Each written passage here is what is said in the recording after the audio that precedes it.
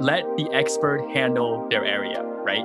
If you're doing your own email marketing and you're only getting, a 2x ROAS, but a firm can promise you 5x, why would you not do that, right? If it's a guaranteed return for you, right? And then you get to not have that burden of doing email marketing and then really focus on your core business, which is growing your product line, right? Negotiating better rates with your suppliers, possibly, doing better customer service. So there's always more areas you can improve on and more things that you don't have to spend all your time doing if there's a better solution out there.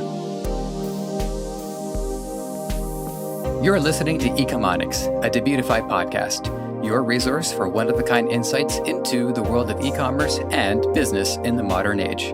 This is Joseph. I'll be presenting a wealth of industry knowledge from interviews with successful business people and our own state-of-the-art research. Your time is valuable, so let's go. Alan Chen, I have been looking forward to this. It is good to have you here in Ecomonics. How are you doing today? How are you feeling? I'm doing great, Joseph. Thanks so much for having me on the show. I'm a big fan. I'm a fan of your work too. I shout out to our mutual friend to Brendan, who got us connected. So anybody who's been a previous guest on the show, feel free to make references. We're all about that here.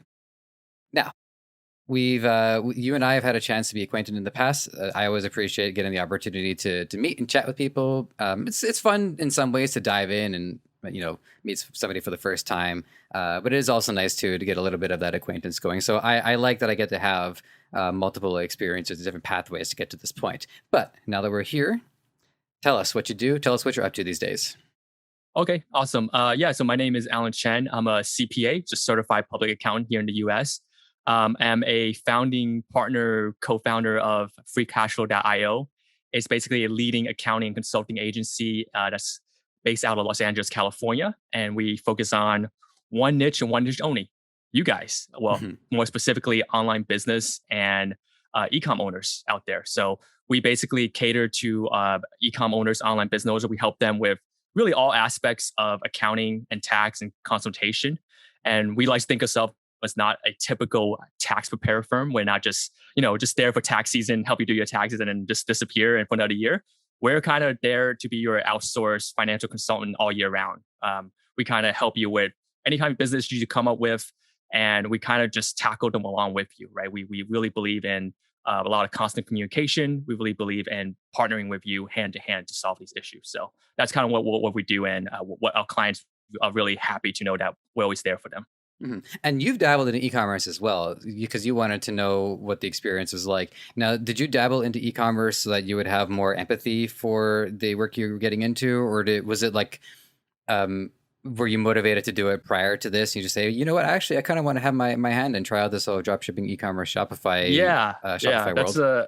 That's a great point, Joseph. It's really two factors, right? I would say, honestly, it started out just curiosity, right? During the whole COVID, pandemic stuff going on last year, I was kind of like, wow, everyone is just working from home now. Everyone's remote and everyone's selling something online. So I was like, I'm kind of more of an introverted guy. So I'm just following along the forums, right? Or just watching popular dropshipping gurus talk about on YouTube. And I was afraid to get my hands dirty. But then one day, just kind of in my head, I was just like, no, I just got to give it a try. I just got to do it to know how it is. So I just kind of dive in.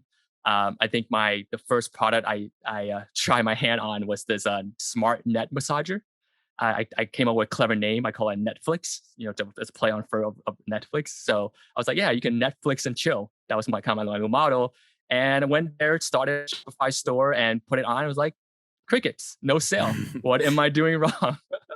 It really bought into my head. Like you really got to try the thing that you're afraid of to really know what it's about and how it is. And so I did. I went through a lot of trial and tribulation. I went through a lot of different products. And at the end, I did find a product that was, I wouldn't say wildly successful or anything, but at least I was able to run the store for a good 5 to 6 month period. I made sales. I think I broke even at the end, but it really gives me that full experience of how much an entrepreneur goes through, because a lot of time you're doing it by yourself. And for me with family, I was doing it at midnight to 3 a.m. because that's the time slot I can find. I was like, and you have to do all aspects, right? When you're sole entrepreneur, you have to do the marketing, the site design, the customer service part of it, and the product negotiation with someone from China possibly. So it was a lot of work, and I was overwhelmed. And then I read these forums, and I was like, And then they worry about sales tax. They're worrying about tax implications once they scale big. It's like, oh shoot, well, what do I do now? Is the government going to come after me? What's going to happen at this point? So we realized later in the game that this is actually a big issue, that these ecom owners who have scaled to a certain point, made a success, are now worried that their hard-earned money is going to get taken away by someone, right? So we're like, well, I'm a CPA. My partner is a CPA. Why don't we form an agency and help these guys out, right? So, and we talked to a lot of these guys, surveyed them. They're like, yeah, we would love someone that just focus on us. They're tired of finding some guy on Google and that kind of knows what they're doing, but not really, doesn't speak the lingo. And we're like, yeah, we done it.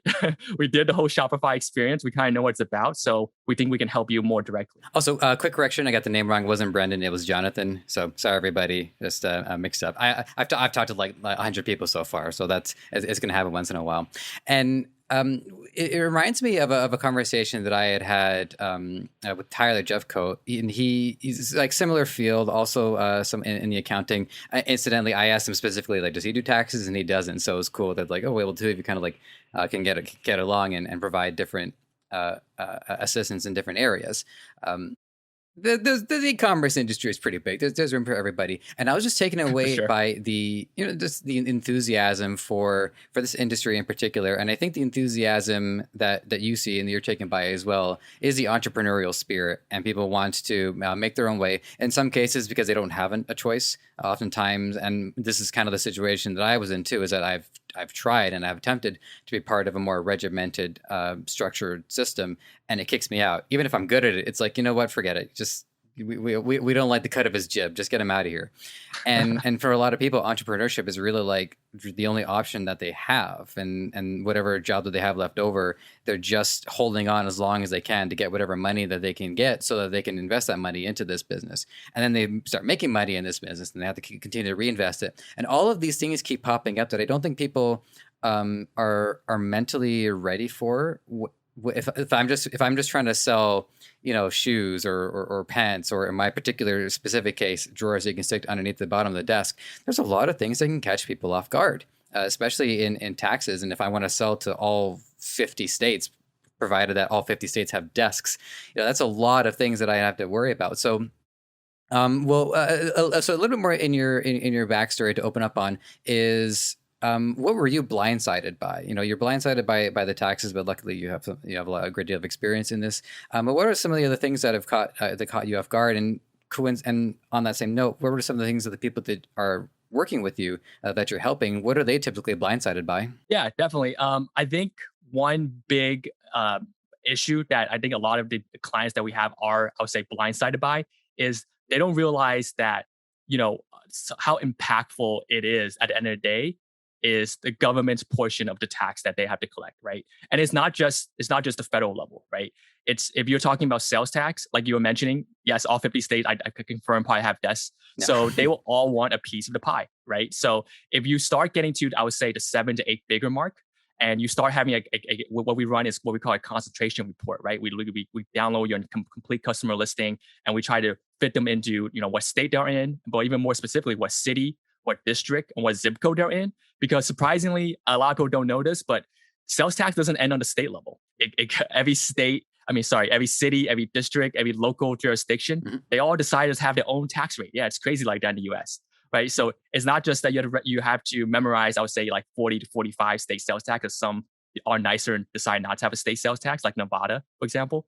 But then all these cities and locals is like, hey, we also want some part of your tax money so we can fund the local park or something like that, right? So they say, well, then you really got to see that specific customer, what city he's located in, what district he lives in, what county he lives in, and then combine it with a state sales tax rate. And that's your combined rate that you're supposed to collect and then later on remit to that state government.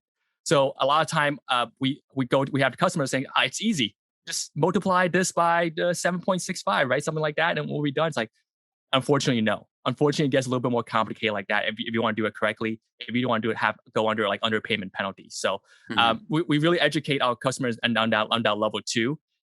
We actually just launched a course it's called Tax-Free Ecom, and it basically is for those clients that we can't serve directly. We kind of want to get them started with a good foundation of tax and accounting. So then when they do grow and when they do scale their business, they're not blindsided by all these things that's coming their way, and they kind of understand what business strategies they should be implementing early, and what loopholes they can be looking for their business, and how they really should structure along the way. So then at the end of the day, when they do grow big and then they scale, they are well prepared, and not like someone who suddenly overnight, made 8-figure selling desks, and then it's like, oh shoot, what do I do now? And that's just a whole lot more work catching up on historical than just doing it right from the beginning. Now, I think you might be able to weigh in on this to the degree that I'm hoping for. But if you can't, I would also understand, because this might have more to do with, say, like back end and having the right condition set on Shopify. But for that level of specificity, selling not just on the federal level, state level, county level, district level, gated community level, how are people reflecting that in the price point on their website? I mean, how much of it does a website automate? Is it how will I know where I need to adjust prices depending on what part of the earth I'm selling to? Yeah, that's a great question, Joseph. And I think there's two ways of addressing this, right? Which we tell our clients. So first way is, yes, Shopify does have a way you could set a rate, I would say, right? Where they try to, I would say, guesstimate on the best rate they have available to them of, if a customer ships to a certain address, this is how much you should collect as part of that price, right? So it really is a line item on it, right? So you could say you have an item like a gummy bear backpack, and you charge $29.99 for it. You charge $5 for shipping, and then the sales tax comes after that, right? And that's the little distinction that I'm not sure if Shopify does correctly or not, because some states, they would charge sales tax on the shipping portion of it. But some states, I'll say, you can exclude the shipping portion as long as your shipping portion is equal to what is the actual postage, right? So if it actually costs you $7.32 to ship this item to Wisconsin, then you're fine.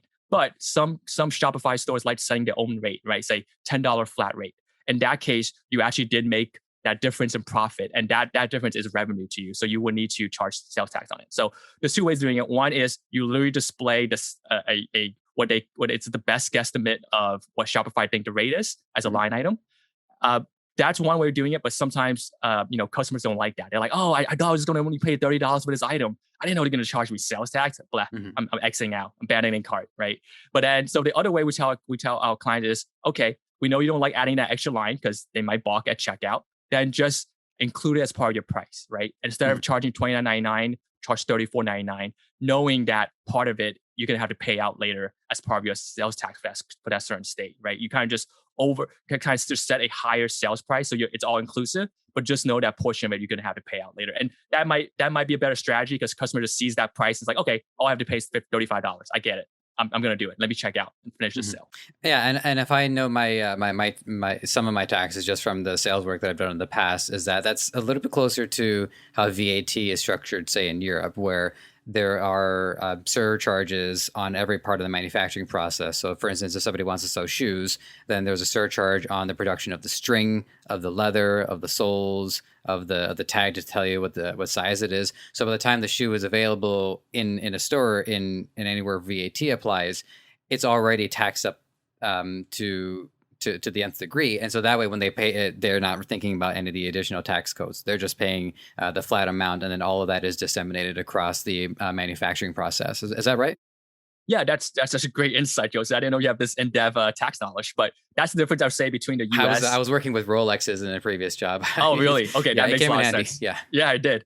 I think I would say that's the main difference between the U.S. sales tax system and something from Europe, which is the VAT system, the value-added tax you're mentioning, is that the value-added tax, as you said, is spread out across all parts of the production cycle, right? Where the U.S. sales tax system is only charged to whoever the actual end user is, right? In this case, it is the consumer of that desk or that gummy bear backpack. So it's only one rate charged at the end versus being it for the I'll just make it up, 7.65% to be spread out across the modes of manufacturing or production. Now, so we're going to get into some, I would say some of the entry-level basics, just so that people are a little bit more primed in the mindset. Before we do that, there is a question here that I would really like to get your opinion on, just because of your wealth of expertise. So you have what's the saying for it? Burning the midnight oil on both ends, or double-edged sword, or something along those lines. But anyways, There's two tension points. On the one tension side, you have e- everybody looking for some way to minimize their tax burden. There's a pretty funny line that I read where the two greatest pastimes in the U.S. are baseball and figuring out how to minimize your taxes. Oh, They're there's a like saying like that. Oh, I something didn't know. along those lines. I did butcher it I need to somewhat. use that. Okay. Yeah, Okay. yeah, go ahead. I'm pretty sure it's public domain. It ain't mine. Okay. And then so on the other side, you have okay, well, it's called the government, but the libertarian that I am, I like to call him the Fed because I just had to pay the Fed $300 because of my my income situation. So you're welcome, the Fed. And typically government programs expand in size and scope. It's very rare to see a government program recede, at least as far as my experience goes. So you have everybody looking for ways to save money on their taxes, and you're looking for the government who's continuing, or looking at the Fed, they continue to expand programs which cost money. And it seems like this is like an unsustainable system. So what would you I guess what would you like to see uh, in the tax code go? What would you see as like a fair and equitable means for people to at least feel a little bit more, I guess, comfortable with the degree of taxes that they're paying? And it's not just like e-commerce businesses either. It's Amazon, for instance. Amazon pays a penny in taxes, as far as I know. Yeah, that's a great point, Joseph. So it's a very, I would say the tax code in the US is overly complex, right? So I think that's why people are so afraid of it, right? They ask a lot of questions, they don't always get the right answers, and then they get very, I would say, muddled and confused. And you know what they end up doing? They just end up avoiding it, right? And I think that's one of the big problems of the US tax system is there's actually tons of people out there that neither well, it's two ways, right? And they intentionally don't want to pay their taxes because it's just, they just want to avoid it. They're just like, they won't catch me. I'm just gonna run to Bermuda or something. You know, I'll Yeah. be fine. Or two, it's not that they're just trying to be a bad citizen of the state. They just don't know how to approach it, right? They get behind and then they want to catch up, but then they're so afraid looking at those forms, the complicated IRS website, and then they just like, what do I do? And if I have to talk, I would say a little bit political about what I would like to happen is I would like an overhaul where they just simplify the system for people, right? Makes it a lot more easier to understand. Makes it so that it's almost like, I think TurboTax is great. TurboTax for individuals is wonderful, right? It provides a step-by-step guidance for people who don't understand tax to see like, yeah, this is this prompt. This is what you should enter. And there's a little question mark thing you can click on to understand a little bit more about it. I would say if the US government can adopt that model, people will be less afraid to submit their taxes. I don't know the exact figure, but I'm sure it's in the like hundreds of billions where it just miss tax dollars for the U.S. government because people are afraid to submit their taxes. They're afraid to be a good citizen because they don't know what to do. It happens more often than you think, Joseph. But yeah, there's a lot of people who just don't pay their taxes. And I know you want to address the other issue, which is a company like Amazon, right? Who knows? I was a former auditor at a Big Four audit firm, and we face this problem all the time. We have these big multinational companies, these huge billion-dollar firms like Amazon and Facebook, and they just know all the tricks and tips in the books, right? Mm-hmm. So they have the resource and the money to hire tons of tax experts, people who works direct for IRS. They're just like, yeah, we'll bring you over too because you read the total tax code, you probably wrote it. They find every single gray area loophole they can find to minimize. They use multiple entities. They find ways to offshore money, right? So, and I'm sure when this stuff hits the news, people's like, it's so unfair. Why can Amazon get to do this? What about me? What about me as a small business owner? And for us, we're like, yeah, where we probably can't get you Amazon level amount of money back, but we're gonna try to bring some of our expertise to you guys too that we have learned and picked up along the way. So then you guys don't have to pay more than you need to, right? Because it's really tough. I would say being an entrepreneur, like I mentioned before, like yeah, I'm sure like we have some clients that so we talk to them on Slack, right? And you know how Slack has a little green dot to indicate that you're online, Yeah. and then we're like, sometimes when I'm up with my baby and I see them, wow, this guy's still like one of my clients would be still up till like 2 or 3 a.m. We're like, man, you're burning the midnight oil here. It's like, and then they're like, yeah, I'm just stressed out with my business, and I'm trying to talk to my supplier and stuff. It's like, wow, it's like, and I know this guy just got out of his 9 to 5 job. I'm like, yeah, but you kind of just left one prison to enter another one, in a way, because you're looking for that freedom of time and you're looking to break out, but you kind of just step into another world where you're also being shackled because you haven't found a way to make your business profitable. And those are the guys who really, really want to help, right? If they haven't found a way to turn their entrepreneurship into a successful business, into something that they can really, have a have an owner's draw every month where they can keep money for their own personal needs for their family. Those are things we want to figure out for them. Like we do cash flow analysis, do profit margin analysis. We want to really want to find trendings where we want to find out why the business is not doing as well as it should, being at what the revenue level they're at. Mm-hmm. And this transitions pretty smoothly into an economics tradition, which is to ask anybody who's running or part of an agency about data in aggregate. I think I tried to come up with a way to combine it too. I call it like daggergate, but I don't know. It almost sounds aggregate. Like wow. It's close. Like it's not bad, but I don't know. I feel like somebody might, if I'm in prison, somebody might pull out a daggergate on me. Anyways. So I want to hear about some of the main, I guess, lessons or patterns or things that you observe in entrepreneurs. Like I said, in aggregate, because you're not just working with one, you're working with multiple.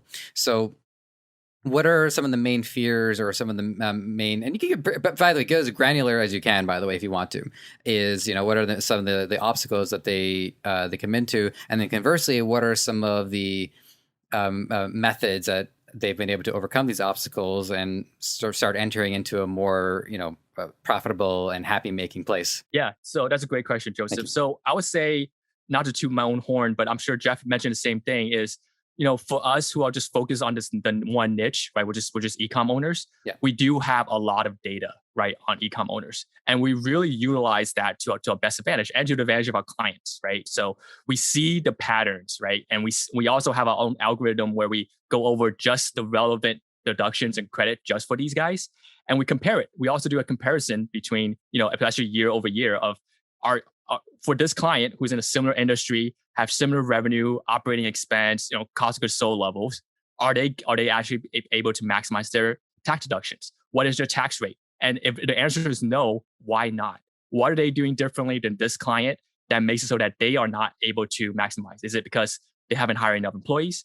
Is it because they're not sourcing correctly? Like, what is going on, right? And to give a more, I would say, granular example is, what we do for our client is not only just the, I would say, tax, but the bookkeeping portion. We really go pretty in detail in that when we do bookkeeping, we really want to give you, like, I would say, what we call ironclad financials. It's basically financials that you would not be embarrassed to show your mama or an investor, right? That you can just show that to them, and then they can be like, oh, okay, I can see you run a clean business because this is what your financial is showing me. You know what you're talking about. It's presented well. And one of the things that I'll go a little sidetrack here. One thing that we had was, one of our clients was like, "Hey, Alan, I did it." I was like, "What do you mean you did it?" I was like, I have an investor interested in me." I was like, "Oh, that's great. I'm happy for you." He's like, "But I don't know how to talk to them. Like, I don't know what to say. I don't want to mess it up." It's like, "Oh, okay. Well, do you need our help for like put together a little deck for you?" Like, yeah. I was like, so I put together a little deck for you, and I sent it to him, and he's like, Alan's like, "I don't know what to do with this deck." I was like, okay, that's fine. Okay, that's fine. Do you want me to sit in on meeting with you and explain it? It's like, yeah, please do. So then we go in this meeting. I introduced myself, I'm a CPA, and where I work for, to give some potential. And they're like, and I just went through the financial with them. And then at the end, the investor was like, I really wish that all these founders would pull in their CPA or their financial partner on these meetings. It just made it so much clearer. I have founders trying to explain to me numbers, and it just didn't make any sense. But I feel more confident and want to invest in the business. So it was just another example of like being able to be on top of your numbers is so important, right? Especially if you're going towards where you're trying to exit, right? Is like, if you can't explain what's good about your business, what makes it click, what makes it shine, if you can't do it and you can't express it, they will never find out, right? So one thing we tell our clients, like, yeah, make sure your bookkeeping is tight. I know it seems like you can just hire anyone on the internet to do that these days, and you can also use software to do that, which you can. I'm not doubting that at all. It's more, can you also explain it? Can you really analyze it? Can you really go through and say what these trendings mean, and what cash flow do you have in your books, and really let an investor feel comfortable that you're a vibing business that's gonna have a good trajectory. Where it's going to the moon, right? It's not crashing. So that's really what we have gathered, and because we have so much comparable data, we can also explain to these guys, like, yeah, this is one of our top clients. We have all these other guys, and these guys are performing great, compared to these other owners we have.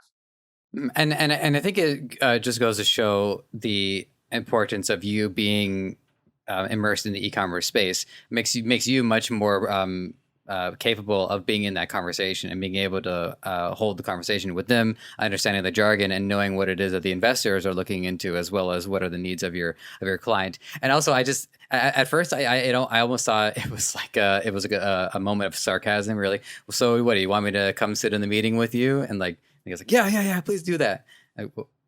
Okay, I guess I will then. No, definitely not. I was being Yeah, sincere in offering it, but I didn't know if he wants me there, right? Because yeah, sometimes we have founder who wants to be in the spotlight, right? They want to be yeah. the CEO over everything, and we really applaud those guys too. But if they're just a super genius that can do it in 8 hours, 4 hours, they're like, that's fine. But if you're working 16 hours because you're trying to be a VA of customer service, doing everything, I think it's not worth it at Right. that point. And that reminds me of something that I had remembered. So, but I get to talk to a lot of people, and and every time that I see that one of my guests has a YouTube channel, I subscribe to it. So my subscriber list is massive, and it's this great thing now where like every day I have like 20 videos. Some of them are 20 seconds long. Some of them are 10 minutes. Some are 30 minutes, and so I get to absorb a lot of continuing information from a lot of a lot of these sources. And Carrie, previous guest Carrie Eggleton, he was at the time explaining to people where they need to divert their energy if they're going to run a successful e-commerce business, and they need to put themselves in the mindset of a CEO and not in the mindset of a seamstress or whatever is the equivalent of that. Yeah. But it's like an equivalent of like a laborer's position. And so what I was wondering is, in a lot of the clients that you had seen is, were they putting their time somewhere that was ineffective given the relative importance of their position? Yeah, that's a great one too, Joseph. So we have seen a lot of examples of that actually, where so it comes down to trust. So a lot of time, and I faced this myself, right? Where during my Shopify days, I was frustrated, like why doesn't Netflix and chill work? It's such a great model. It has to work. And I invested in a mentor, right? But then actually the first mentor I invested in was, you know, it didn't work out. I won't say it's a scam. It maybe did work in the past. Basically, all he did was he threw needles in a haystack, right? He just put a product after product and just hope one sticks. That's the way the mentorship worked out. I was like, Mm-hmm. wow. So you have to go and do hundreds of products before you find one that works. And I think in the old days of Shopify, they may work, but and now in a couple of years where it's very mature now, drop shipping, everyone has gone through all the products. So it's really not the way to do it, in my opinion. But going back to your question, one thing that we have noticed is a lot of time these founders don't know that they should be the leader of their company, right? Because of trust issues, they don't want to hire out. They still want to do everything themselves. They have grown to, I would say, mixed six-figure business. They obviously have the profit. They have the ability, they have the cash flow to hire. They don't do it because they have been burned by a VA that didn't do a good job, answering customer inquiries, right? Or they got burned by a VA that, had a weird time zone, so didn't fulfill orders on time, and the customer got delayed. So then they just stopped hiring altogether and just decided to do it all themselves, right? And then we look at a business, we're like, hey, your business is thriving. Like all your metrics are pointing in the right direction. You can easily double this business if you just let go a little bit, but they're so in the weeds, right? Like you said, Mm-hmm. Joseph, like they're so being what was the example? Seamstress, right? Yeah, They're the being seamstress. Yeah. they're the guy, they're still the person selling the clothes instead of the person selling the clothes to Macy's, right? So they need to kind of like step back and really look at the business and really like we kind of tell them like, what is your goal? Like, what is your financial goal? What is your end goal? What is your family goal? Like, is it to labor over this business for 16 hours all the time? Like, is that the life you want to live?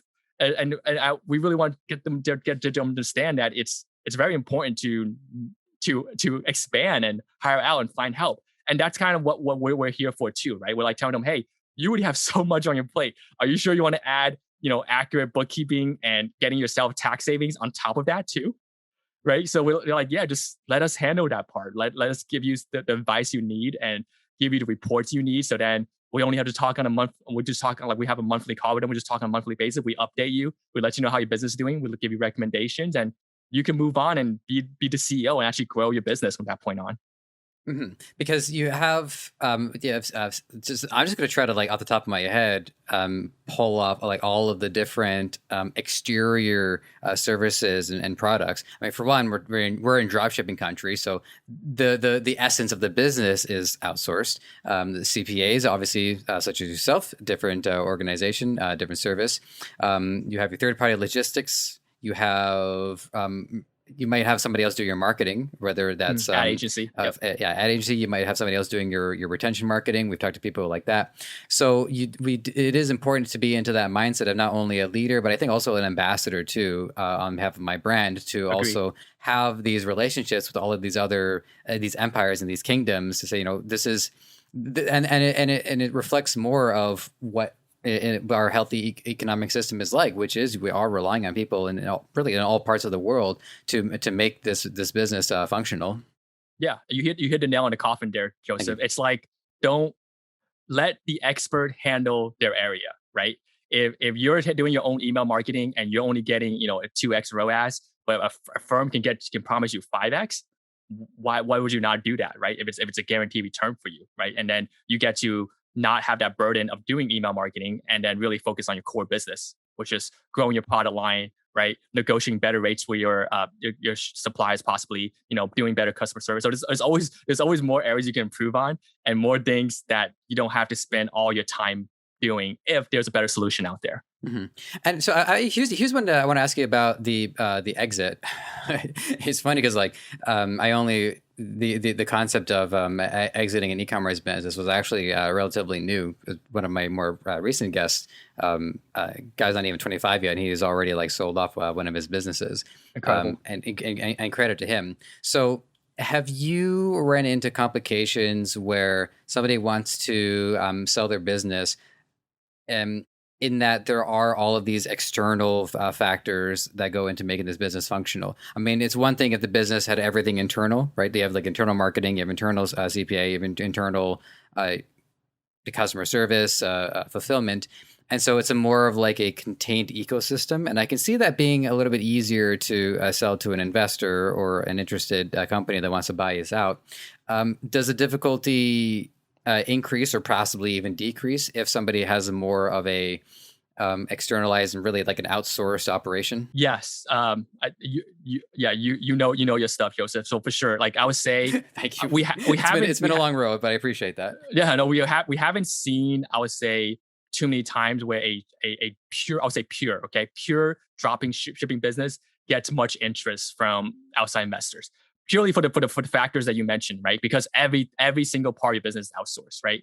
Usually, investors want to see something, I would say, proprietary, right? They don't want to see that me, Alan, selling my neck massager, but actually just 10 other people selling the same thing. Just I came up with a better, clever name, which still didn't work. But that doesn't help them, right? They're like, well, you have immediate competition. Immediately, we buy your company. There's 10 other guys that can sell the exact same thing. What's the point? Why should I buy up your company, right? So they want to see something proprietary. They want to see something that you invented or that you added on that's enhancement. And further than that is something that you're able to prove that you can produce, right? Sometimes a lot of things become, I would say, prototypes or just something that's in progress, but you haven't executed on it. Execution is one of the big things they want to look for. They're like, okay, you have this great deck set out. You say in the next 2 years, this is what you're going to do. This is what you're going to bring to the US. Can you do it first? Then call us. We'll give you our number, right? So I would say it's actually pretty hard if you're just doing drop shipping to possibly find an acquirer, right? It's only when you transform your business into more of a branded business, I would say. Mm-hmm. At least, branded. White label is kind of hard too, but more branded, more just no one can take this from you, I would say, right? Something that you can even, I would say, put a copyright or a trademark on it. That's when investors get really interested because they're like, okay, you have this enhancement. No one else in the marketplace does. You're the leader in this field. Yeah, we would love to work with you and partner with you and possibly, find you an exit, right? So I would say those are the type of company we have seen as most success when they take things into their own hand, especially their product side. And this might be a short question, but has somebody, say a drop shipper, this is an important question for my audience, but have they found a route, say like they start just drop shipping, they move to white label, and then maybe they do their own internal fulfillment? Has anybody gone down that route? Has anybody, you don't have to like go specific with it, but have you seen anything along those lines? Yeah, for sure, definitely. I think I'm not an ecom guru by any means, but just from what I seen from my experience last year, that is I would say the recommended route these days, right? Dropshipping is a great space to get started. Like it's a great way to get your foot wet, great way to get testing done and see if this is a right business for you, right? See if this is something that you want to do. But then I would say if you're really serious about it, the next evolution is to take that product, figure out how to make it better, right? How to make a better mousetrap. I think it's the common saying, right? And how to put your spin on it, right? Put your label on it and make it your own, right? And I think that comes with coming up with custom ads for it, like hiring models to do it, and then you really just want them not to know you for that product, but for the brand, right? Right. You want them to know you for the brand of Netflix instead of the product that you have, right? And then they follow the brand, right? They followed like the Anchor, right, for the Apple of the world, right? They don't just follow iPhone or AirPod, right? So I would say that's the most important thing. And yeah, I think it's a very common trend right now of owning your product and then owning the manufacturing process and then fulfilling it in the US. Mm-hmm. Okay, well, it's good to hear, and that's certainly a point that I wanted to reinforce as well, just so that our audience understands like where I stand on it and my own progress.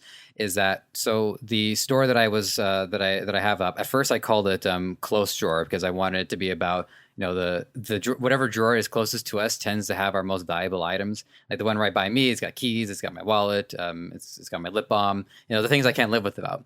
And then I started thinking of it on a more fundamental level, and I realized, what this is really about. It's about giving people more agency over where they live. It's about how can I use the surface underneath my desk? How can I defy gravity? Put a drawer underneath there. Now I have that. I have wall hooks all over my wall. So I ended up rebranding it and calling it Second Space. And it is about encouraging people to think about all this space that we don't immediately go to as something that we can use to improve our living situation. And we don't know where this is going to go. But if I were to sit in a room and try to interest somebody on it, I wouldn't focus on the drawer that I can stick underneath the desk. I would focus on the ideology and the products that represent that. The products are the extension of the brand rather than the brand is an extension of the product. You hit it right on target. Well, I appreciate that. Hopefully the investor in 4 or 5 years from now will say the same thing. Okay. And of course, you can feel free to pull me in that meeting too. Yeah. I'll keep on the Rolodex. Yeah. It's a brief aside, but it's just been like one of the most crazy experiences that I've had. How many people I've added onto my Rolodex, just in the last year. Just all these emails, all these contacts, and to be able to meet them in a space where I can provide value because I'm not bad at what I do. Anyways, okay, pat on the back over. So for our audience, we want to condition, and by the way, this is something that I got to deal with too. So I'm right there with them. Is that we want to condition people two things. Number one is to get out of the fear mindset and into the excitement mindset of I'm not afraid to file my taxes. I'm excited to do it because I want to be completely upfront and above board about what I do and reap the benefits. So there's that, and then there is the actual work that I need to do to start conditioning myself to be mindful of the expenditures, maybe how I should set up my bank account. So if you want to choose, this is a choose your own novel for a second here. Do you want to go with the mindset first? Or actually, let's do that. Let's do that because mindset is always a better place to start. So how do we excite people to have this relationship with their taxes? That's a great way to put it, excitement. Okay, so I laugh because excitement and tax usually don't go together, right? I'm gonna give a little tidbit about myself. Even in college, when I was just going through my accounting program, I fell asleep in my tax class. Honestly, right? In my corporate tax class, it was just so much numbers thrown at me, so many tax rates. I was like, oh no, this is not working. And sadly, I was dumb. I was sitting in the second row. So the teacher spotted me. He was like, Alan, what are you doing? I was like, okay, got it. But to fast forward, I realized how, after working and after working with all these multinational companies, how impactful tax is, right? And how detrimental it is when you don't do it correctly, okay? And not to, I would say, fuel further fear into people, but we here at Free Cash Flow, we really just want to educate people that tax is not a scary thing. Okay, let me give you a little story if that's okay, Joseph. 100%, Okay, 100%. so we have a client, right? That's it's a former client because he has moved on and exit business now. It's he was so sad one day, right? Because he came to me and said, "Alan, I made a big boo boo." I was like, "What kind of boo boo?" It was like, "I I hit the 7-figure mark." I was like, "Wait, what? I mean, you mean congratulations?" It's like, "Isn't that great?" It's like, "You moved from 6-figure to 7-figure, right?" It's like, "Yeah." It's like, "But that's terrible." It's like, "Wait, why is that terrible?" It's like, I was like, "I'm screwed." It's like, "What do you mean?" So then we went like back and forth like that over text, and then finally he told me, basically he was brought to believe that there's this thing called a millionaire tax. Okay, and what it does is, as soon as you hit 7 figures in revenue, they tax you super heavily because you're a millionaire now. Because all of a sudden you hit that nice 1 million mark, you Shopify screenshot it and put it on a form, and they're like, "Look at that, I did it," right? They're like, "Yeah, like I'm screwed. Like the IRS gonna send agents at my door. They're gonna like really watch how I use my money, and gonna come after me." It's like if I do anything like in the gray area, they're gonna come after me. I was like, "Okay, that's first of all, that's not a thing. That's that's not true." And I think like it's just an example, but I think there's a lot of like misconception and myth out there like that about taxes and about accounting, where people believe that that is the truth, that there's such thing as millionaire tax, where they just get immediately hit with them and IRS agents start following them around with something. So I'm like, no, that's not a thing. And I think people are afraid to even make more money because they think they'll just get this like super heavy tax, or like people are gonna start watching them really closely and like a hawk, like FBI is gonna come after them or something. But yeah, that's the part where we're like, there's a lot of education needed in this space, right? And part of the reason why we made the course for tax free ecom is to kind of like for these people starting out and they found some success, maybe they're making 5 to 10K a month. Like, don't be afraid of going further. Don't be like, ooh, if I make past this tomorrow, what happens?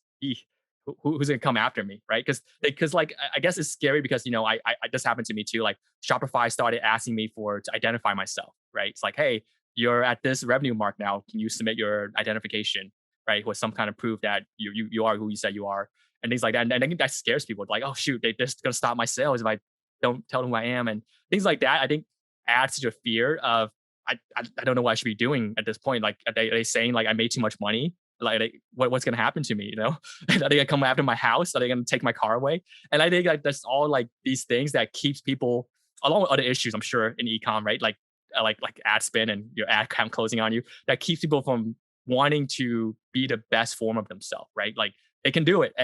I'm ordinary. I'm an ordinary person. A lot of people are ordinary people, and these ordinary people are making incredible success stories in this space. And I think like I tell them like this guy's no different than you. You can do it too. It just don't be afraid of these little roadblocks and things that get in your way. I'll say it really goes down. I was like mental, like you said, Joseph. Like they have to get the mentality that there is no roadblock. You can drive through all of them. You have a Ferrari, just ram through all of them. Actually, if I can tell you a quick story too, this is just for the fun of it. But yeah, definitely. At one time, I received this Visa bill, and the bill was like 5 cents, maybe 10 cents, and I was like, okay, what did I transact on my credit card that was 10 cents? And why would somebody have let me have this transaction?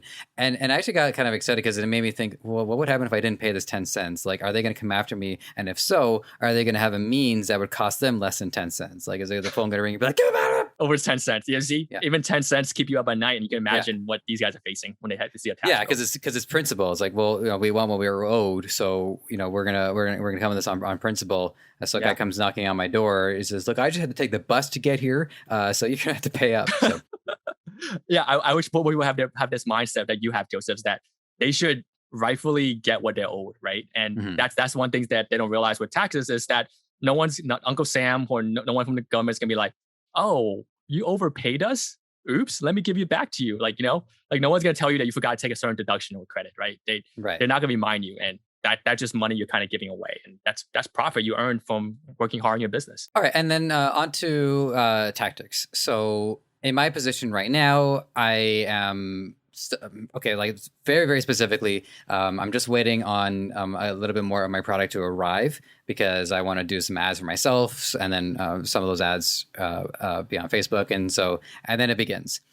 And for people who might even be further back, well, they might not even have settled on their product yet. They're still feeling around.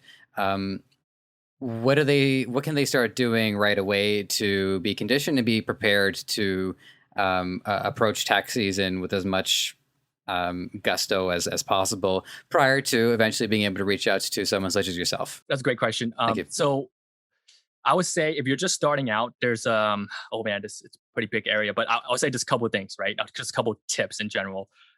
One is there's a what really often missed deduction that I would say newcomers in the space don't know about is the startup cost deduction.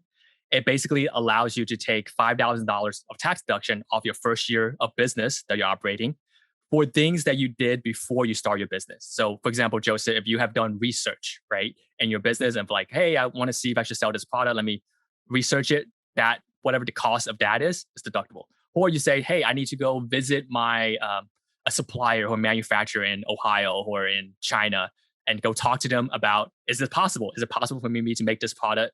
That part is part of that $5,000 deduction too. So, and then any organizational costs, right? If you had fees for starting an LLC or fees for incorporating, getting a business license, that's all deductible part of $5,000. So I would say if you're just starting out, make sure you don't like discourage yourself with big tax bills. So take all tax deduction you can, especially this $5,000 tax startup deduction. And number two, I already mentioned it. Like I would say, if you're any, I would say even 7 out of 10 confident that this is not just going to be a 1 year thing for you, that you're going to, be in the ecom dropshipping business for longer term than 1 year, start an LLC immediately. I would say, an LLC, if people don't know, is a limited liability company.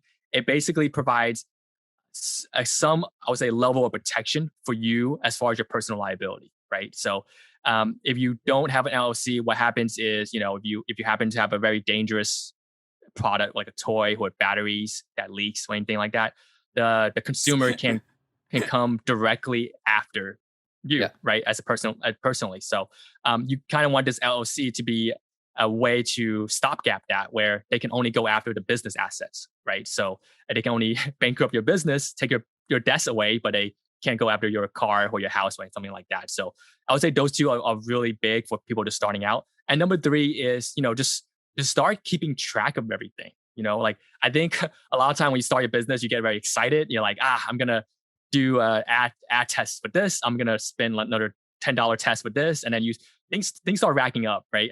And in the world of credit cards right now, it's just very easy to spend, right? You enter your credit card on Facebook, you just start spending, and they send you a bill when you reach your threshold. Or you enter your credit card in Shopify, it's like, there's so many of these shiny new apps in here. I want to try this marketing one, and even for me, I tried like 5 email marketing one because they all seem like they all different great features for me, and then you get billed for them. You're like, my Shopify bill is $300 a month. What happened here?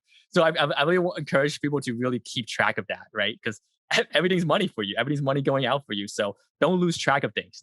Don't only look at the winning asset that has your 3.0 ROAS. Add up all the ones that didn't work out that you're just testing with, because those are money going out. And you really want to know, I would say, your true cost of operating your business, and not just kind of like have blinders on and just look at what you want to, what cost you want to look at, because it's not a true representation of really how well you're doing. And you really want to be, I would say, truthful and transparent to yourself first, so that you're not like thinking you're doing great, but actually, you're not cash flowing well and you're actually losing money at the end of the day. Mm-hmm. And you raise a great point about sole propriety. We've had other people on the program before, Mark and Andrew Pierce. They do an LLC formation company. Okay, that is not the official term. That was just the closest that I can get to off the top of my head. But so for the audience, I definitely recommend referring to that episode to learn a little bit more specifically about not only the efficacy of an LLC, but also how cost efficient it can actually be. So there's two things here. One of them is about so I set up a sole propriety in my early 20s. And I remember I was listening to some of your YouTube content before we started, and the point that you had made is that sole proprietor is fine to start if you just want to learn how to run a business, and it's a great entry point. But at the moment you start making money, it becomes a liability, because now I'm held liable for anything that goes wrong. And so there's two things that I want to talk about. One of them is why in God's name are the feds so protective of LLC versus so vicious towards sole propriety? if I'm at the end of the day, I'm just one person. I just want to run my business. To me, it just seems like an easy flip of the switch for the business to be held accountable rather than me being held accountable. It just to me, it just baffles my mind that it would be like, just like if I wanted to learn to play guitar and the learning instrument costs $5,000, but then the professional one is like 100 to $200. And it's like, so it's actually really, really risky at the beginning. And then if I get over, there's like a million metaphors. Another one is like when all the baby turtles are on the beach and they're like trying to make it into the water. It's like the most dangerous part of the turtle's life is like the first 10 seconds before they get into the water, and then they're fine. So I don't know. It's always just boggled my mind just how not a good idea it is to run a sole propriety. And I don't really have a question, but if you have anything you want to say on that subject, I'd love to hear it. Yeah, no, that's a great little tidbit. But I think the whole point of LLC is even beyond just the protection part, which I also have a great metaphor for. It's like you're going into battle without a shield, right? You wouldn't do that, and the LLC is kind of like that shield that you go in battle with. Yeah. But the whole thing with LLC is it just brings, I would say, a level of legitimacy for your business, right? So what LLC gives you is you can also get a EIN number with it, which is an employer identification number. And what you can do with that is, you can go set up bank accounts, right? Or go apply for business credit card, which I also highly recommend people do, actually, because they have great point systems for businesses, especially small businesses. But the thing with LLC is it also gives you, like, put you in a mindset that you're serious about this, right? Because if you think about it, as a sole proprietorship, there's no paperwork to file. You're just kind of like, I'm gonna dip my toe in here, and if it doesn't work out, I'm going back to my day job, right? And then you're not committed, right? You maybe Right. do it for a month. You're like, 2 sales, that was fun. Let me go back to, what it's like. And then when LLC, I know there is a cost involved, but thankfully these days it's a lot less cost, right? It's only a couple $100s, and there's a lot of great providers out there.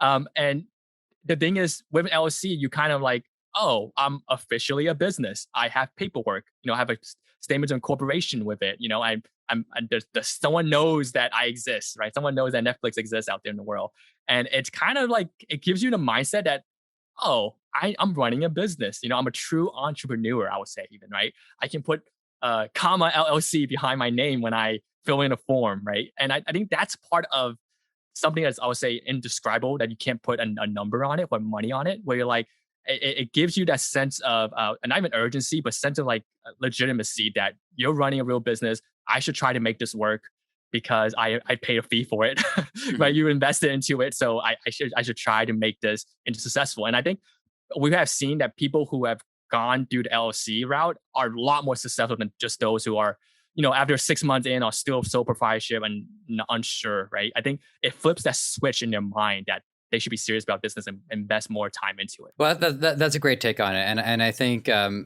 focusing on the mindset is what I think is far more compelling than the mindset that I have, which is, don't get bankrupted by the Fed. So that's definitely a much better way of looking at it.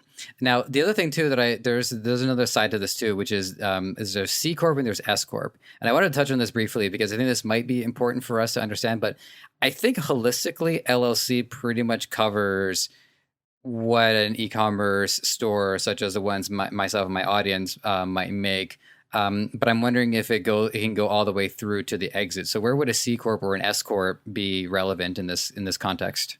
Oh yeah, that's a great point to bring up. So I would say for most of the audience out there, especially those drop shipping, right, an LLC is more than enough, right? The reason I say that because it's actually I would say the easiest structure to formulate to start up. There's very little paperwork. You can probably do it in like a sitting, right? If you go on the site, and then they'll kind of take care of the rest, and then you'll get your official paper in 4 to 6 week time, I would say, and typically. But a C corp, right, and as on the extreme end of the scale, where there's tons of paperwork to deal with. You have to you have to have board minutes, board meetings. You have to have a president, vice president, secretary. Basically, there's a lot of things you got to do to become a C corp. Now, why are the two primary reasons people become C corp? It's really two reasons. One, to attract outside money, right? Or two, to basically become internationally recognized, I would say, right? So having C corp, having that ink behind your name, it basically let people know that, hey, I arrived, right? At a certain point, the IRS forces you to switch, like unless you volunteer to do that. But at a certain revenue level, they're like, yep, you have to become a C corp now. Like no, there's no way around it. And it's fine if they do that. That just means you've made a lot of money. That's great. Good news. Congrats. But I would say that if you haven't hit that threshold, I would stay with LLC for all you guys listeners out there, because it's just easier to set up. There's a lot less paperwork to go through, there's a lot less headache for you to go through, and it's more than enough protection. But a C corp is a whole other beast. C corp separates you from the entity entirely, right? An LLC still ties to you as an individual person, but C corp stands on its own, right? So this is very morbid to say, but say Joseph passed away, the C corp goes on. Your business, your desk business, it can thrive. It can become like a legacy you're welcome business. To be more morbid too, by the way, if you want to say. So Joseph fell down the stairs, and well, let's just say. Yeah, I didn't want to say that. I was going to say run over by a car, but basically, my favorite is hit by a truck. There's something like very cathartic about saying. That sounds like it hurts the most. It's so big. It's just like the fastest way. Anyways. Okay, I'll say car. You just become in a okay, never mind, in a vegetable state. But anyway, so the point is with C corp, the business lives on, right? Your legacy lives on. Your your future children can take over it if they want. You can also pass it down to just a board member. But the whole thing is that's why it's so complicated, because it stands on its own, right? S corp is kind of like the hybrid. I want to talk about hybrid between LLC and a C corp. And S corp basically says, hey, we're gonna give you some of the easiness of the LLC, but you kind of become more legitimate. You kind of are a real corporation, right? And what it brings is a lot of restrictions on S corp. But the main benefit, I would say, why someone want to switch from an LLC and S corp is a thing called self-employment tax, right? So as an LLC, you're responsible for paying both portion, the employer and employee portion of the self-employment tax, which is around 13-something%. But if you're just an employee, you only paid half of that, which is around 7.65%. So anyone out there working like 9 to 5, that's the part you're responsible for, right? So, but as an S corp, what it says is, well, you actually are only, you can actually declare that you are a employee of your own company. Like you and owner can be an employee of your own company. So we allow you to only pay the employee portion in that case. So it actually is a pretty big savings if you're at a certain threshold where you can save like the 7-point-something% times the net profit that you bring in. So we run a lot of calculations to see if that's worth it for an owner to go through the corporate restructuring to become an S corp. Sometimes it is, sometimes it's not, and then we leave it up to them for their best judgment if they want to do it, and we let them know all the cons if they do switch. The additional paperwork they have to do, and then a lot of times they just say, yeah, it may not worth it, I'm going to see, or they say, yeah, let's go for it. So if we leave it up to the client if they want to go down that route. Yeah, and what I find encouraging about this too is that it gives people an idea of how far that they really can go if that's what they're motivated to do. If they want their business to truly become like a worldwide brand and to go toe to toe with some of the legacy brands that we've known and sometimes love, sometimes not so much love, just reluctantly supported out of habit. There are routes, and it can start with something as simple as our smaller e-commerce businesses or our one-person dropshipping operations. They can get to that point. And so what I find encouraging is, there is a path for it. It's not an easy path, but there are people on our side, such as yourself, who want to make sure that we have all our advantages just as much as Amazon has all their advantages. Okay, well, it's not one-to-one, like you said, but, yeah, not one-to-one. Comparable. Yeah, but we try to get you as much as possible. We'll try to maximize what you're able to. And I just want to mention, I realized in my head I did really bad math. Half of 13 is not 7 because the full rate is 15.3% for the self-employment rate. But I think people expect accountants always do perfect math, so I just want to clarify that. That's all. It's all good. It's all good. I'm even worse at math than that, so I just inherently. That's kind of the funny thing is we do inherently trust the accountant to have the math. Yeah, I know. You even down my math, so I was like, all right, I'm just gonna correct myself. Yeah. I don't even know 7 can be a half. What is decimals? Really? What is this witchcraft? All right, so we actually hit an hour, but we're going to go a little bit over, just because this is one other thing that I've wanted to ask you about, and then I wanted to give you also a moment too, just in case there was any other key pillar to this that you want our audience to know, because I'm inundated with questions here, and I can't quite curate what I think is the most important one, so I'll give you a chance to do that. But I also wanted to ask you about the sales tax nexus. What what is sales tax nexus? How does it work? And is this? I'm sorry, this might sound a little silly. Is this like a specific tool that you offer, or is this a more broad-reaching subject? Oh yeah, no problem. So sales tax nexus is basically a term, right? It's Sure. the word nexus is I say the actual definition is it's an affiliation or a connection to a place. I think that's what how do I define Billing it. connection to a And place. Okay. yes, it basically is a way for the IRS to determine, do you have an affiliation or connection to an area, right? So let's take for example, your business is established in New York, right? But you have a manufacturing plant in Florida. You have an branch office in Ohio with a couple employees there. You have a third party wholesaler relationship with someone in California, right? So all those things I mentioned, excuse me, are nexus points, right? Which means that to the IRS, you are somehow responsible for all those points that your business are transacting with. So for the IRS purpose and sales tax purpose, all those states might have a sales tax impact on your business. So what we evaluate for the business is we ask them these questions, right? We ask them, hey, where is your fulfillment center?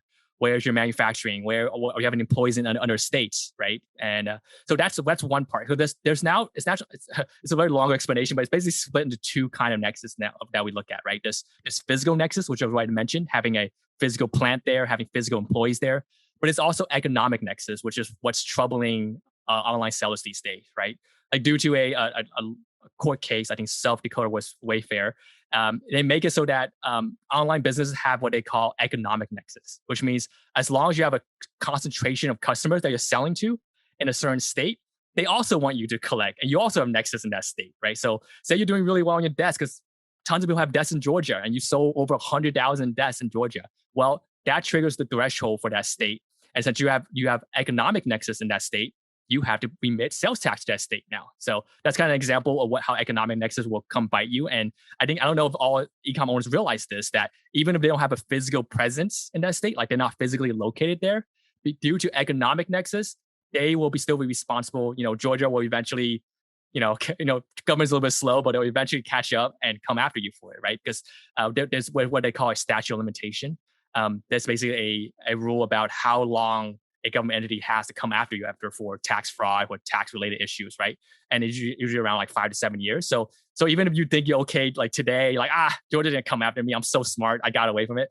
3 years later, they might send you a letter and say, hey, we're investigating into your sales because we see you have a large amount of shipments and customers in our state, like what's going on. And you kind of don't want to run into that issue with Nexus, right? And that's why we want to evaluate for you firsthand before you run into those issues of, hey, owner, these are the 15 states you actually have economic nexus because you're a successful 8-figure business. Let's get ahead of it. Let's see what the threshold is. And let's strategize of when you actually cross that threshold, and maybe because of specific rules, each state comes up with their own rule for how they want to determine. Like some state says, okay, immediately after you cross it, you have to pay. Some states are like, oh, we're a really nice state. You can wait till next year, the first day of the next year, then you pay us, right? So it really depends. Sorry, I said that, but I'm sort of like Canada. If Canada was a state, it'd be one of those that's super nice and says, yeah, you can wait till next year to pay us. So we're like, yeah. So we really want to teach them that too, right? We're like, okay, so for these states, you're okay because they're very loose with their regulations about how threshold is surpassed. You can wait on these. And for other things, we're like, oh, you're around, I would say, I don't know, 90,000 in sales to a state and their threshold is 100K. Well, how much more sales do you think you're getting in the last 15 days of the year? Is it worth it to you to still sell to the state or move your ad spend dollars elsewhere and avoid that sales tax for that state, right? Avoid having paid that state. And that's is a huge amount of savings sometimes, right? So it could save you like tens of thousands of dollars if you do something like that. So we try to educate them on that. And they're like, oh, I didn't even realize that. They would have just blindly kept selling, right? And then maybe it's not worth it to them. Maybe it's better for them to allocate their dollars and concentrate on other states where they haven't crossed the threshold, and they could do equally as well as far as their ending revenue at for the year. Interesting, and I guess thresholds. I suppose, like you said, it's a state by state basis, but I think generally it's probably in the 6-figure, 7-figure range. So while I don't think it's like an immediate concern, it is, as you say, once it's large enough to have a clear influence on the economic health of that state, then I can understand why they would want to come in at that point. Yes. I think at the beginning, you just kind of want to have a general idea of where your concentration is as far as your sales, but you don't have to worry about it. Like you said, usually the only state you have to start off by paying sales tax is the state you're located in. Which is another great point that we bring up to our clients, especially those who are single and don't have family obligation tying them down to a certain state. We tell them, hey, you're running an online business. No one really, mind what state you're located in. No one's gonna be like, oh, because you're in the state of California, I'm gonna buy from this guy. Well, okay, sometimes they do, but most of the time for the product you're selling, it doesn't matter, right? So Yeah. we would actually highly encourage them to move to a more friendly sales tax and state income tax state, right? I think Nevada is a great one. Oregon is another great one, right? Where if they can, they should relocate their business so then that their physical nexus doesn't get triggered, right? So for me, I have a family. I'm in California. I'm forced to pay the high sales tax, high state income tax here, like I did for my business last year. I'm like, like crying a tear because how high the rate is. But I can't relocate the whole family. But for those who are able to, I highly encourage them to look for those little advantages that they can gain by finding lower tax rate state or even no state income tax states, right? To locate their business and even when they have a fulfillment center, look for advantage like Texas, but no state income tax, right? To put it there, and that's a great saving right there, right off the bat, for being in a better state that has better tax rates for their business. Andrew and Mark Pierce, it was Cloud Peak Law. I remember now. They were also referencing Wyoming as their state. Yes. It's very friendly towards LLCs to the point where even myself in Canada, I can set up an LLC there. And there's a desk, a physical desk associated with my business, just that there's some physicality to it. It's interesting. I didn't think a Canadian would have that means. And also, I guess too, just like a small preference, but I feel like I would, if I owed them something, I would prefer to have to pay up front. I just that way I'm more like, okay, if I do something like that, at least I know it's going to happen right away, and I'd have to deal with it right away. Here in Canada, things are a little too passive aggressive. Yeah. I want to bring up a quick caveat of that. Okay, Joseph. Just let you know, this actually I don't know if it is an advantage or not, but somewhat advantage for, I would say, international ecom sellers if they're trying to get an LLC in the States. And that, like you said, like for example, for you in Canada, right, you can pick any state to incorporate, right? Like Wyoming, Delaware, or Nevada are 3 great states we can incorporate. But for us in the States, we kind of have to incorporate in the state of, right? So like I think like a lot of time people search for this and they get confused. Like, okay, I'm in California. Can I just do Delaware because they have lower fees and stuff? But actually, if you're physically located in the state of California, they will make you also file in that state also. So that's a distinct advantage actually if you're a foreign seller, because you can get to pick the lowest fees states to incorporate. So it's great, and that's something we're gonna update our course on too, because we get a lot of DMs from international sellers that ask us, hey, how do I get a Stripe account, right? Or how do I open up an LLC? How do I get a bank account? And questions like that. So that's something we're gonna add a little bit of education for our foreign sellers out there, also in our course, because they get very confused. But we're like, yeah, you guys actually have a great advantage because US actually allows you, because you're not physically located in any of the 50 states, you can pick a state that you want to incorporate and save on the filing fees and such like that, right? So like this is probably too much information, but like California, man, it's so expensive. Yeah. Just for I know full well. Yeah. Yeah. Just for having an LLC, and I say I make 0 revenue this year, like 0, right? I still have to pay the minimum $800 and what they call the franchise tax for having the LLC in place. I make 0 revenue, right? So it's not very friendly as far as like I would say small business. But if you're physically located in California, you almost have no choice to do that. But if you're in a foreign owner or you just happen to live in those states, you just save $800 for doing nothing, right? If you're in Wyoming, if you're in Delaware, in Texas, Nevada, I'm sorry. So yeah, so it's a great advantage for foreign ecom owners in that regards. That's terrific. I didn't know that. That's really interesting. All right. So Alan, like I said, I wanted to just give you the floor in case there's any other central pillar to this that you want to let our audience know about. You have to forgive me for not being able to figure it out for myself, but I just wanted to open it up. Is there anything else that you really want to let our audience know before we start wrapping up? Yeah. Joseph, I would love if I can get a couple minutes time to share just a couple tax tips. I feel like I want to really give value to your audience and just share a couple of things that they should watch out for, right? In their business starting out. Cool. All good. So one thing is one of my favorites from, if you see our YouTube channel, we talk about it too, is the travel hack tip, right? So if these guys, e-com owners, are already working really hard, they should be able to take some vacation, but they're always afraid that, that pay out of pocket. But one great tip is you should try to plan your vacation in the middle of a business travel, right? So say you're traveling to go to a conference or an expo, right? And day 1, day 2, day 6, day 7 is for business purposes. Day 3, 4, and 5, can be for personal vacation. If it's a Miami Beach, you can go on the beach and enjoy yourself. And what happens is the IRS just only looks at the beginning and end of your trip, right? If the beginning of your trip and the ending of your trip is for business purpose, like you fly in, fly out, and you're talking to clients, you're at the expo, doing a meeting, they will let you take, the full trip as a travel deduction, right? So you get full, flight, airfare. If you have a rental car, if you have a hotel, lodging, that's all fair game as far as getting deductions for. That's the first thing we want business owners to emphasize on. Number two is don't skimp on thinking about the future. Retirement planning is a big thing, and retirement planning is actually something the IRS really want to help small business with. So I don't know if you noticed, Joseph, but we have a 401k plan, right, in the US where you can put money into retirement. But as a normal employee, I think the limit now is at 19,500, I want to say, of a year of you can contribute to it and get the tax deduction for it. But as a what they call a solo owner of a company, or if you have a spouse or your partner working for you, what you can do is you have a solo 401k plan at disposal. And solo 401k plan says you get not only the employee portion, which is 19,500, you also get the employer portion you can contribute, which adds another about 30,000 on it. So in total, it's about $56,000 that you can contribute to a retirement plan, of course, for your use. And that's a $56,000 tax deduction you can take on your taxes this year, which is no small fry. So that's two things. And the third thing we'll emphasize is we have people who come to us who start out as dropshipping and are afraid to legitimize their business. Why?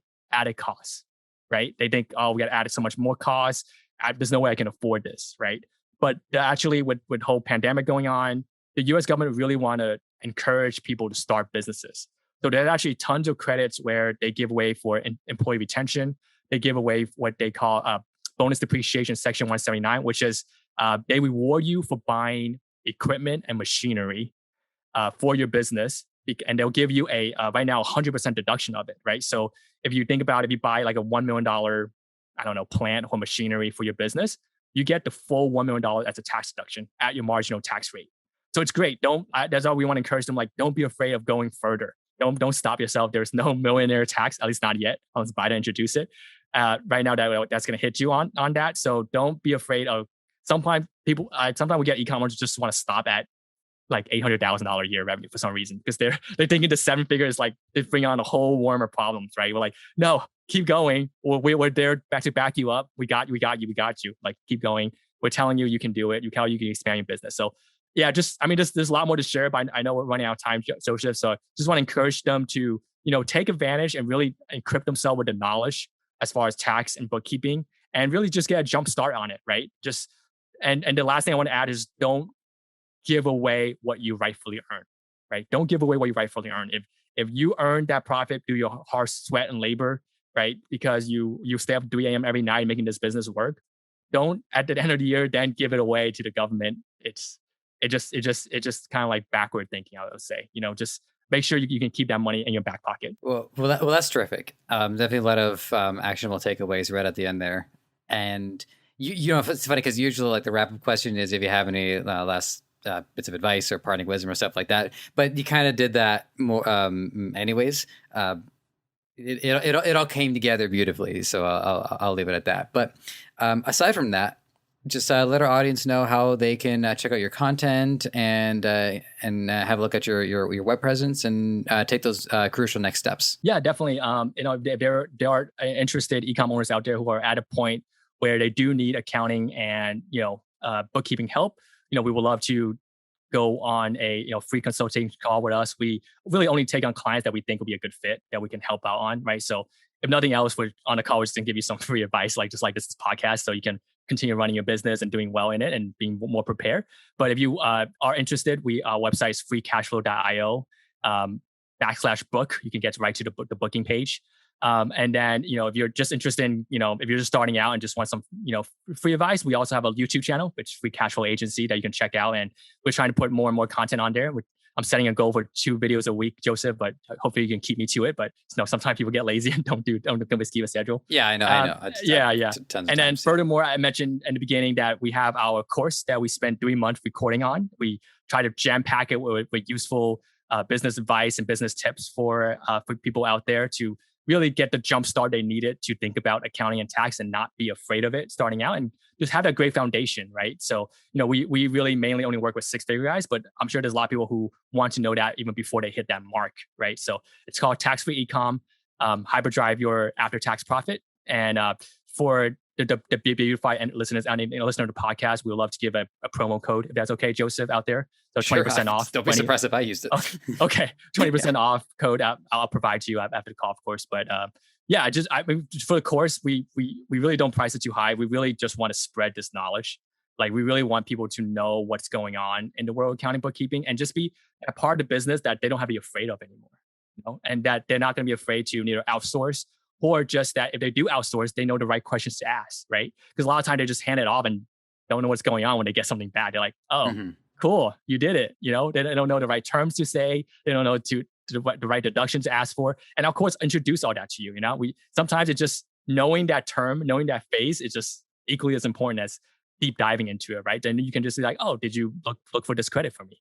And they're like, did you look for R&D credit for me? It's like something like that, right? So it just helps them get that understanding of accounting and tax at the basis level. So that's really what we want to do, and for the audience out there. Right, and I think it's only fair too that for the clients to do their due diligence in this regard, because you are exceedingly good at what you do, but you're also exceedingly busy, and so to some degree, I think it is fair for us to make sure that we have as much understanding and as much knowledge as we have too, so that we can also ease some of the burden on you, so that you can do an even better job for us. Oh, that's a great point. I didn't even think of that, Joseph. But yes, that would help. So I think one of the packages we offer is a consultation call where they can just pick out brain on anything they want in the course. So if they, we always encourage them to at least go watch like halfway through the course, or 2/3 of the way, then get on the call with us, and then they can really just ask us anything they want under the sun, right? And then a lot of time when they do that, they have more knowledgeable questions to ask us, and we're able to help them more and bring more value to the business. So,